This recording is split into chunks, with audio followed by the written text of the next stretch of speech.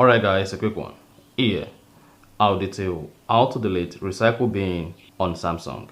So if at the end of this you found this often informative, please don't forget to like and then subscribe. Now the first thing to do is go ahead and open the gallery app. On the gallery, locate and click on the menu at the bottom right. Locate and click on trash. Then you should see your recycle bin. To empty the trash or the recycle bin, locate and click on select at the top right. Now check all. This is going to select all the files you have in the recycle bin. Go ahead and click on delete all. Then delete again. This is going to empty the gallery recycle bin. Again, you want to check out files.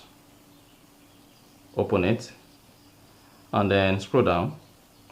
Locate and click on trash. If there is anything here, go ahead and delete it. Then again, go ahead and open the Messages app.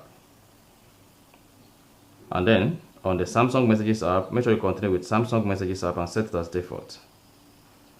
Then click on the three dots at top right. Locate and click on trash. Then you should see all your trash messages. Click on select.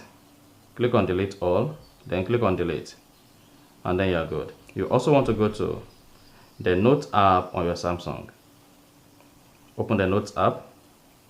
Once open it, click on this menu. Locate and click on trash. Then if you have any trash file, click on edit. Select the files you want to delete. Click on delete all. Then click on delete. And then you are good. So that is basically how to delete trash or empty trash on Samsung. If you found this offer informative, please don't forget to like and then subscribe.